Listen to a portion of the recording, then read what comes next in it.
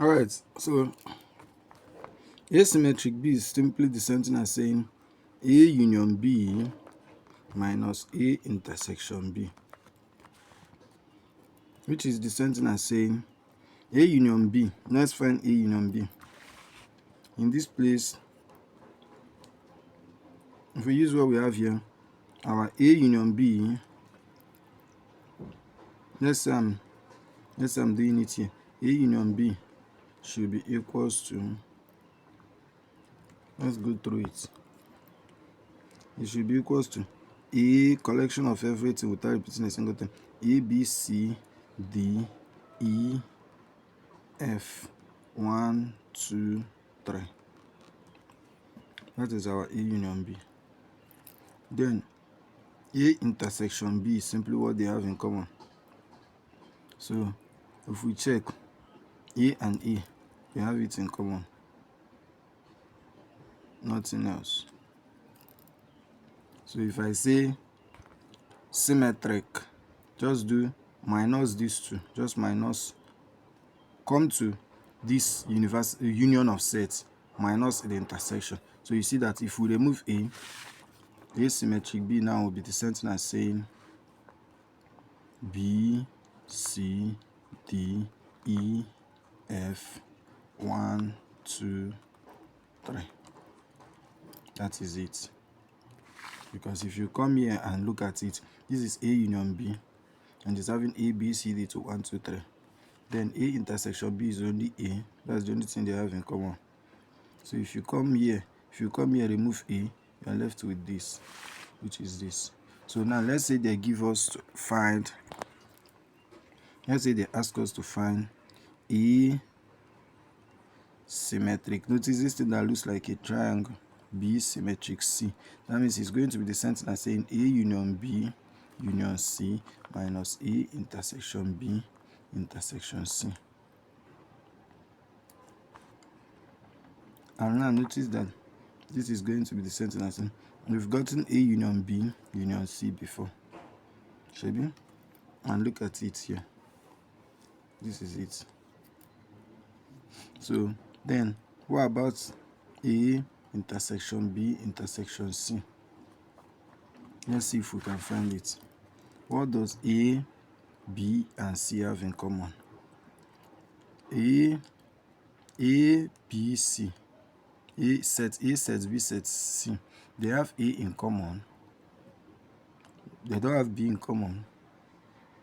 They don't have E in common. E cannot be found. You can't find E in the 3 sets. F cannot be found in the 3 sets. 1 cannot be found in the 3 sets. 2 cannot be found in the 3 sets. The same thing with 3 and 4. So the only thing they have in common is simply A. So A. Why this one is everything from A, B, C, D, E, F, 1, 2, 3, 4. So minus it, you are left with the same thing. B, C, D, E, F, 1, 2, 3, 4. So this is my final answer. Alright, so and that is it for today's class on operations of sets. So we'll move over to what we call types of sets. Types of sets. And under these types of sets, we have basically 3 major things I want to start with. Number 1 is equal sets. Equal sets. When a set is said to be equal when it is similar in all aspects. It is the same, it is identical to another set. Let's say, for example, set A is equals to 1, 2, 3, and set B is equals to 3, 2, 1. The order does not matter. For the fact that if I check this, I have 1, 2, 3, 3 elements, and if I look at it, it's the same thing. I can say that A is equals to B. Now the second type of set I want you to be aware of is what we call the subsets. And under this subset, we have what we call improper subsets. And we have what we call proper subsets. Now, I need you to know that every equal set is an improper subset. Every equal set is an improper subset. Reason is that improper subset is that type of set that can be found in another set, and exactly everything about that particular set can be found in another set. They are equal. The other set is not bigger than it. So if I have set A 1 2 3 and I have set B 3 2 1, I can see that this B can be found in A, and both of them are having the same number of elements. They are equal. So for the fact that everything here is the same, we'll call it an improper subset. They are equal. I'll represent this by saying A, something like this, B. So this is a symbol for improper subset. One, a proper subset is simply that type of subset whereby a particular set can be found in another set, but not all of the elements in the other set that is in the second set. So if I say set B is a proper subset of set A, it means that every element in B can be found in set A, but not every element in set A is found or is contained in set B. Let's take, for example, I have A to be equals to 1 2 3 4, and I have B to be equals to 1 2. I can clearly see that A is having 1 2 3 4, but this B, if I look, I see that every element of this B is in set A, but not every element of set A is in set B. So we represent it this way. So we say that B is a proper subset of A. Sorry, BCA, like this. Sorry, like this. So that is the second thing I want you to know about types of sets. Now the third thing I need you to know is what we call equivalent sets. That's the third type of sets. Hope you're learning. So the third type of sets is what we call equivalent sets. And we say that equivalent set is the type of set whose cardinality is the same but not similar elements. So if I have, for example, A to be equals to 1 2 A, and I have B to be equals to 3 1 A, notice that the elements I have here, they are not the same. Even if, for example, this is, let's say, A, B, C, and this is the same thing as saying 1 2 3, and this is, for example, 1 2 3. I can say that, let's say I call this one now set C, let's say I call this one set D. These two, is set A is equivalent to set B only because they have the same number of elements. I have 1 2 3 3 elements. I have 1 2 3 3 elements. Then let's come to set C. Notice that they don't have the same elements. This is A, B, C. This one is 1 2 3. But set C is equivalent to set D. Reason being that they have the same number of elements. So an equivalent set is that type of set with the same number of elements. Are you there? So we can say that every element whose cardinality is the same is an equivalent set. So what is cardinality? That takes us to the fourth type of set.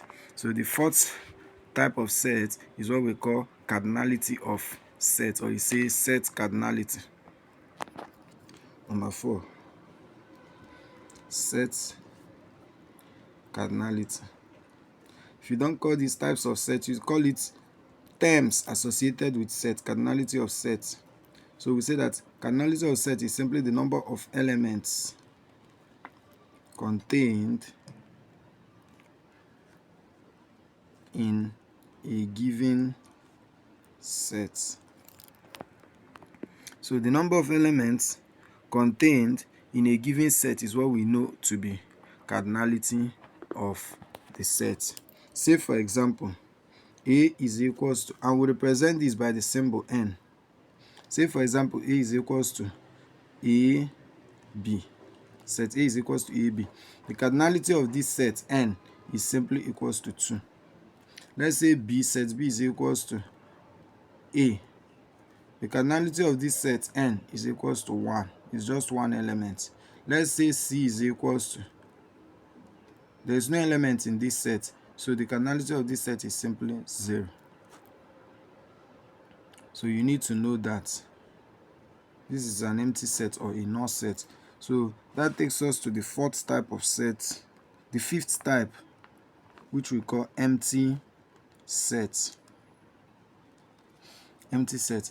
A set without an element, or a set that does not have any object or does not have any concept, no idea, no element, is called an empty set. It's represented this way, or this way. Then the sixth type of set is what we call elements of the set. Elements of a set. So element of set is simply the character, the object, the things you find in a given set, and we know that we use curly brackets to enclose the elements of a set. So the seventh type of set is what we call the singleton set.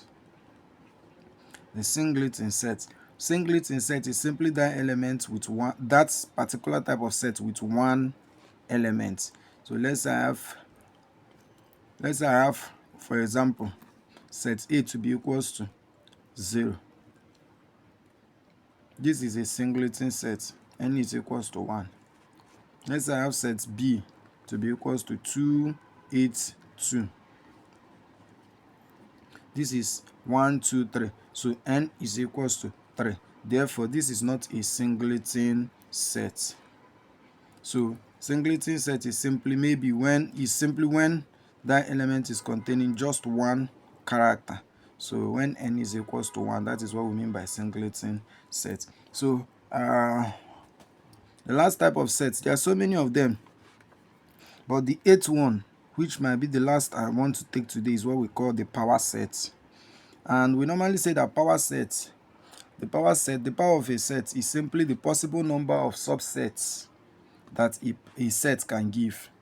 The possible number of subsets contained or found in a set is what we call power set. And if you remember your secondary school days, they normally give you something like this, 2 raised to power n.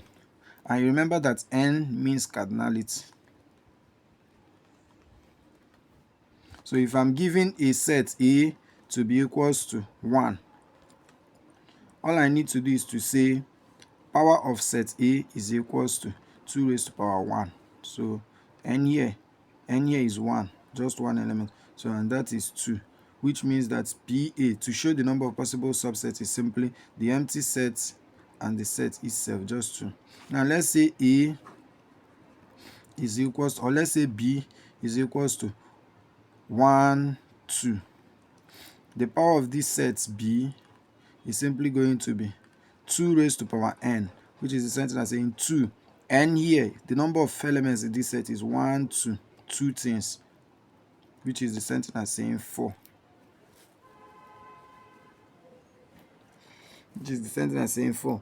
So let's show the possible number of subsets. You can see that P, power of this set now, the possible number of subsets will be simply, when it's empty, the set itself, then 1, and then 2. Now let's say I am given to find this when it's, let's say, P A. Let's say I'm given sets C to be equals to A, B, C. A, B, C. And I know that number of elements, the cardinality here is 3. So P of C will simply be equals to 2 raised to power 3, which is the same thing as what? 8. So let's list it. It's going to be the same thing as saying the empty set, the set itself. I normally write my own, these two things. These two things will always be there. Let's say this is the packet of the biscuits. Then the biscuits in the packet. Then start bringing it out 1 1. Then A, B, C. Now when you are through with bringing it 1 1, start bringing it out twice. 2 2. A, B, A, C. Then when you are through with bringing it out while A is the leader or A is the first, start bringing it out when B is at the front. So B, C. I can't have CB because CB is the same thing as BC. So let's count. I have 1 2 3 4 5 6 7 8. So this is it. It's complete. What about, let's say we have when all right, let's say we have set D to be equals to 1 2 3 4. In this case, P of D, how many elements do I have here? 4. N is equals to 4. And remember that P of D is 2 raised to power N, which is 2 raised to power 4. And 2 raised to power 4 is the same thing as saying 16. Is it not true? So let's try to find the number of possible subsets. Now I have the empty set, the set itself. I normally list it at first. Then when I'm through, I start bringing it at 1 1.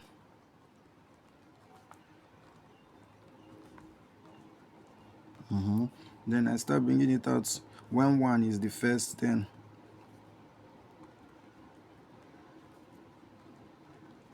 now notice something. I have 1, I have 2, I have 3, I have 4. I have 1 2, I have 1 3, I have 1 4. Notice that even if I choose to go in a situation whereby I am going to have 3 3s now. Okay, let's say I've gotten this now. Let's say I give a demarcation so that 1 will be in 3 places. When I'm getting 1 in 3 places, notice that I already have 1 and 2. So let me get 1 2, add the next one to it, which is 1 2 3. I already have 1 2. Let's add the next one to 1 and 2, which is going to be 1 2 4. 1 2 4. Is there anything again that can go? Now, since 1 is still there, let's say I go with 1 again. 1, but this time instead of 2 following it, let's overlook 2. Let's make 1 and 3. Then after 1 and 3, the next thing should be 4. Next thing should be 1 3 4. So that is for everything 1. This is how you can go about it so that it will help you. You can see clearly that since this is only 4 elements inside this, I have 1 2. And when it's going to give me 3, I will have 1 2 3, follow it. Then after 1 2 3, I should have 1 2 4, follow it. Then immediately I exhaust it because 4 is the last one. I have the next one. I skip the second part. I jump to this. I have 1 3, which is already here. The second part when 1 is leading. Then I follow it up with the last one, which is 4. Because it's just 4, I can't go again. So let's move to when 2 is starting now. So I now have a situation where this is going to be 2, notice here, 2, this time I go back to this, 2 3, and notice that we've not done for 2's when 2's is in two places. So 2, then 2 4, when 2 is in 2 places. So the minute I've exhausted it, this is 2. If I have 2 1, it's the same thing as 1 2, which is here already. So 2 3, 2 4. I've exhausted 2 when it's in 2 places. Now let's do 2 in 3 places. So I now have 2 3. Next thing that should follow it is 4. So let's count. Let's see if it's complete. I have 1 2 3 4 5 6 7 8 9 10 11 12 13 14 15. Let's go again. I have 1 2 3 4 5 6 7 8 9 10 11 12 13 14 15. Okay, what's missing? I have 1 2 3.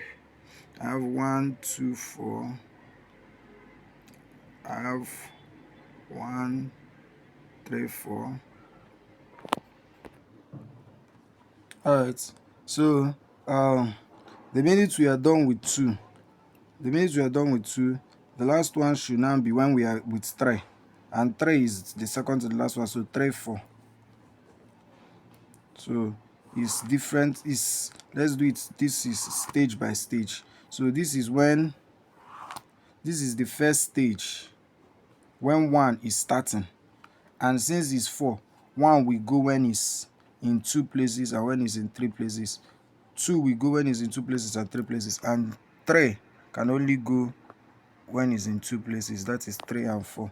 So with that said, let's count. This is 1, 2, 3, 4, 5, 6, 7, 8, 9, 10, 11, 12, 13, 14, 15, 16.